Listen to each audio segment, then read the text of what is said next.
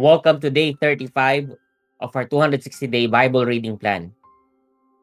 Today we're going to read through the whole 8th book of the Bible, the book of Ruth. Chapter 1. In the days when the judges ruled, there was a famine in the land, and the man of Bethlehem in Judah went to sojourn in the country of Moab, he and his wife and his 2 sons.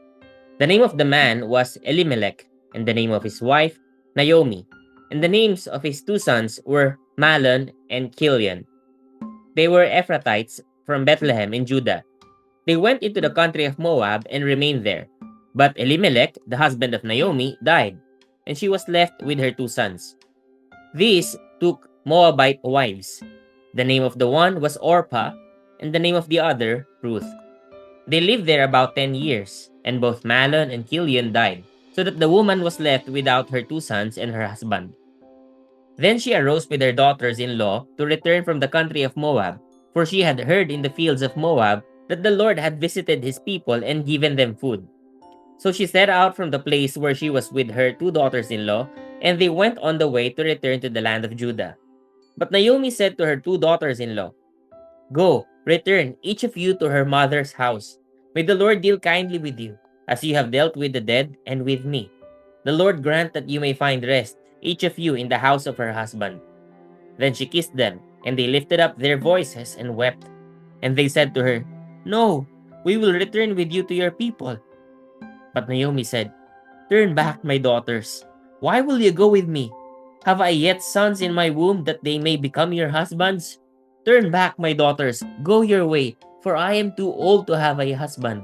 If I should say I have hope, even if I should have a husband this night and should bear sons, would you therefore wait till they were grown? Would you therefore refrain from marrying? No, my daughters, for it is exceedingly bitter to me for your sake that the hand of the Lord has gone out against me." Then they lifted up their voices and wept again. And Orpah kissed her mother-in-law, but Ruth clung to her. And she said, "See, your sister-in-law has gone back to her people and to her gods. Return after your sister-in-law." But Ruth said, "Do not urge me to leave you or to return from following you. For where you go, I will go, and where you lodge, I will lodge. Your people shall be my people, and your God, my God. Where you die, I will die, and there will I be buried. May the Lord do so to me, and more also, if anything but death parts me from you." And when Naomi saw that she was determined to go with her, she said no more. So the two of them went on until they came to Bethlehem. And when they came to Bethlehem, the whole town was stirred because of them.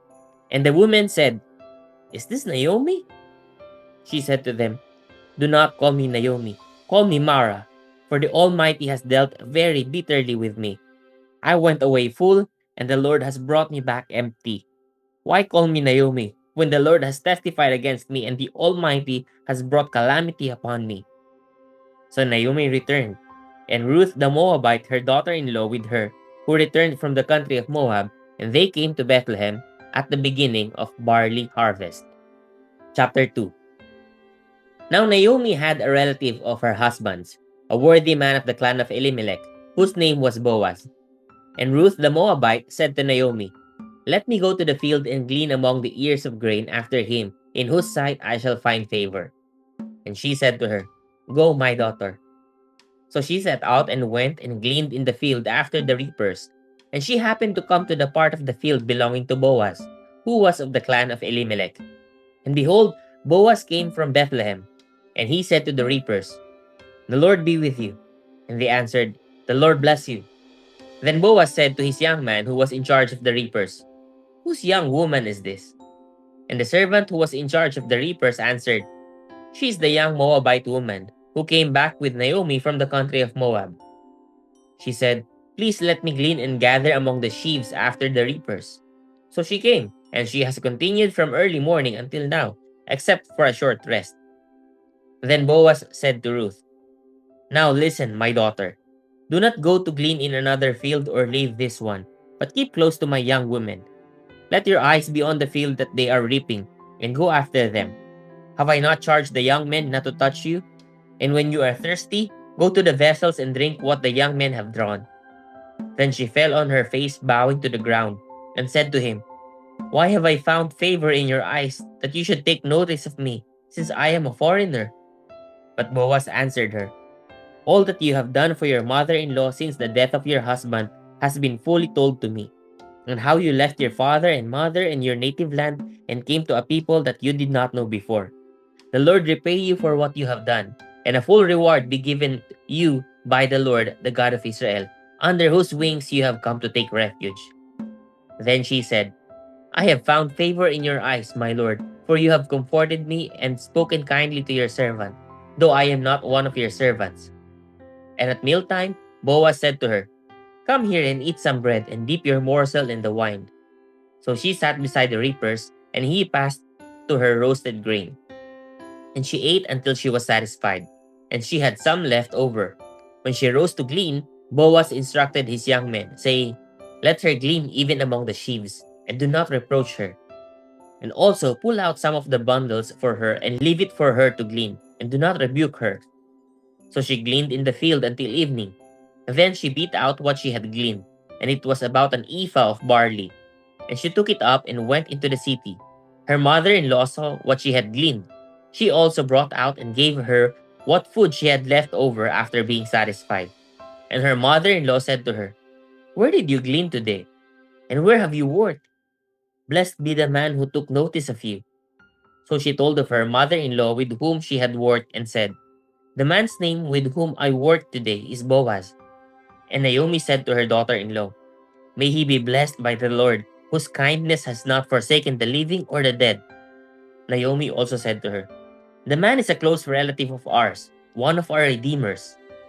And Ruth the Moabite said, "Besides, he said to me, 'You shall keep close by my young men until they have finished all my harvest.'" And Naomi said to Ruth, her daughter-in-law, "It is good, my daughter, that you go out with his young women, lest in another field you be assaulted." So she kept close to the young women of Boaz, gleaning until the end of the barley and wheat harvests, and she lived with her mother-in-law. Chapter 3. Then Naomi, her mother-in-law, said to her, "My daughter, should I not seek rest for you, that it may be well with you? Is not Boaz our relative, with whose young women you were?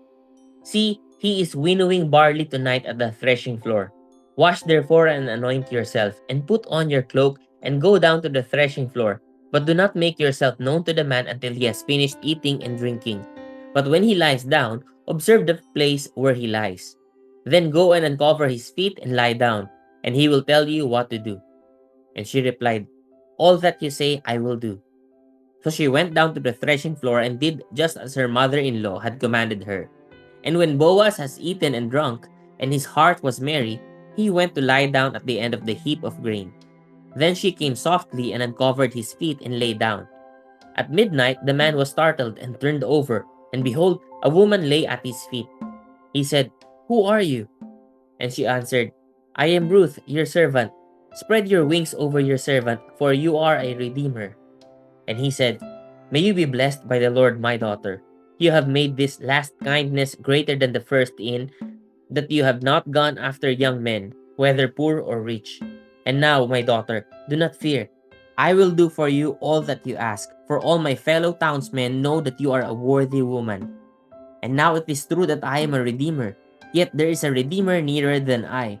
Remain tonight, and in the morning, if he will redeem you, good, let him do it. But if he is not willing to redeem you, then, as the Lord lives, I will redeem you. Lie down until the morning." So she lay at his feet until the morning, but arose before one could recognize another. And he said, "Let it not be known that the woman came to the threshing floor." And he said, "Bring the garment you are wearing and hold it out." So she held it, and he measured out 6 measures of barley and put it on her. Then she went into the city. And when she came to her mother-in-law, she said, "How did you fare, my daughter?" Then she told her all that the man had done for her, saying, "This 6 measures of barley he gave to me, for he said to me, 'You must not go back empty-handed to your mother-in-law.'" She replied, "Wait, my daughter, until you learn how the matter turns out, for the man will not rest, but will settle the matter today." Chapter 4. Now Boaz had gone up to the gate and sat down there. And behold, the Redeemer, of whom Boaz had spoken, came by. So Boaz said, "Turn aside, friend. Sit down here." And he turned aside and sat down.